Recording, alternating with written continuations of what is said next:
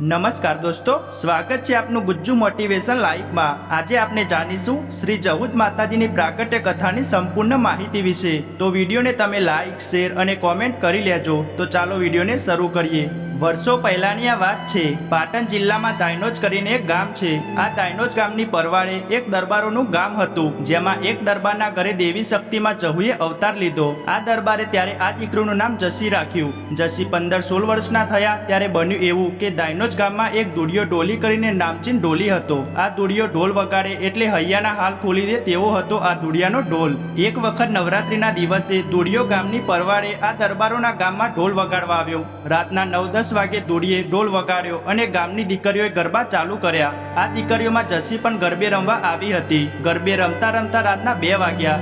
એક બાજુ આ દુડિયો ઢોલી વગાડતા થાકતો નથી અને આ બાજુ જસી ગરબે રમતા થાકતા નથી। ગામના ચોકમાં રાત્રે 2 વાગે દુડિયાની અને જસીની હડાસડી ચાલુ થઈ। આમ કરતા કરતા રાતના 3 વાગે જસીના બાપાએ કીધું કે જસી હવે ઘરે ચાલો, 3 વાગ્યા છે। પણ ગરબાના તાનમાં જસીને કાંઈ સંભળાયું નહીં। થોડીક વાર પછી ફરીથી કીધું કે જસી ચાલો ઘરે, બહુ મોડું થઈ ગયું છે। પણ જસી તો બસ ગરબામાં જ મગ્ન છે।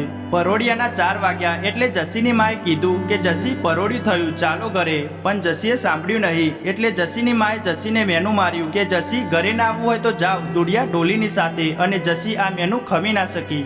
સવારે 6 વાગે દુડિયો પોતાના ગામ દાયનોજ બાજુ રવાના થયો અને જસી દુડિયાની પાછળ ચાલી આવે છે। દુડિયે થોડે દૂર જઈને પાછળ જોયું તો જસી આવતા હતા એટલે દુડિયા ઢોલી ઊભા રહીને પૂછ્યું કે બુન જસી, કેમ મારી પાછળ ચાલી આવો છો? એટલે જસી બોલી કે દુડિયા, હું મેનાની મારી છું। મારી માએ મેનું માર્યું છે કે ઘરે ના આવો તો જાઓ દુડિયા ઢોલી સાથે, એટલે હું તારી સાથે આવું છું। એટલે દુડિયો બોલ્યો કે જસી, તમે મારી સાથે આવો એમાં મને કઈ વાંધો નથી, પણ હું જાતનો ઓરગાનો છું અને તમે દરબારની દીકરી છો।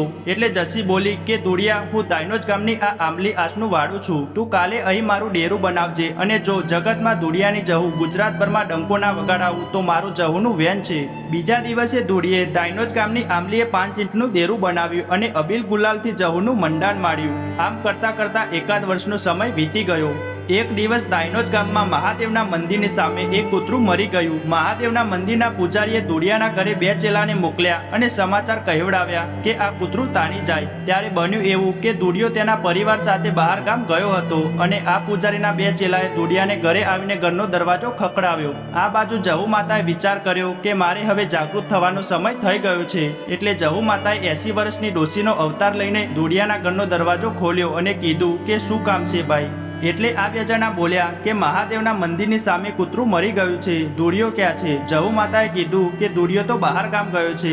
એટલે આ 2 જણાએ કીધું કે દુડિયો ઘરે ના હોય તો તમે કૂતરું ખેંચી જાઓ। પણ મારી જહુમાં આ વાતને ખમી ના શકી અને કીધું કે તમે જાઓ, હું કૂતરું ખેંચવા આવું છું। આ 2 ચેલાઓ મહાદેવના મંદિરના માર્ગે પડ્યા અને મારી જહુએ હાથમાં નાની લાકડી અને જોડા પહેરીને મહાદેવના મંદિરના માર્ગે પડી। મંદિર પાસે જઈને કીધું કે પૂજારી બાપા, કૂતરું ક્યાં પડ્યું છે?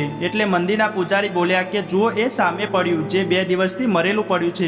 જહુ માતા કૂતરાથી શેઠે ઊભી રહીને હાથમાં રહેલી લાકડીથી કૂતરાને 3 ટપોરા માર્યા અને કૂતરું તરત આડસ ખાઈને બેઠું થયું। પૂજારીને આ દ્રશ્ય જોઈને સમજતા વાર ન લાગી। પૂજારીએ વિચાર કર્યો કે આ કોઈ જોગમાયા લાગે છે। આ પૂજારીએ ડોશી સામે લમણો વાળ્યો તો જહુ માતા મંદિરની બાજુમાં આવેલા તળાવમાં પાણીથી 1 વેત ઉપર ચાલવા માંડી અને જોત જોતામાં સામે કાંઠે આંબલીના ઝાડ ઉપર અદ્રશ્ય થઈ ગઈ। અને ત્યાંથી પૂજારીને ટવકો કર્યો કે હું દુડિયા ઢોલીની જહુ માતા છું, કાલે મને ગામમાં તેડી લાવજો। જો ઘડીવાર ગામને સૂનું મૂકું તો મારું નામ જહુ નહીં। બીજા દિવસે ગામના લોકોએ ભેગા થઈને જહુ માતાને ગામમાં લાવ્યા અને આજની તારીખે પણ મારી જહુના દીવા દાયનોજ ગામમાં ઝળહળે છે। જહુ માતા ગુજરાતના ઘણા ગામમાં પૂજાય છે, પરંતુ તે બધા ગામમાં દાયનોજથી ગયેલી જહુ માતા છે। જો તમને આ વિડીયો પસંદ આવ્યો હોય તો વિડીયોને લાઈક અને શેર કરવા વિનંતી છે અને અમારી ચેનલ ગુજ્જુ મોટિવેશન લાઈવને સબસ્ક્રાઇબ કરવાનું ભૂલતા નહીં, કેમ કે તમને આવા બીજા વિડીયો આ ચેનલમાં મળી રહેશે। જય હિન્દ, જય ભારત।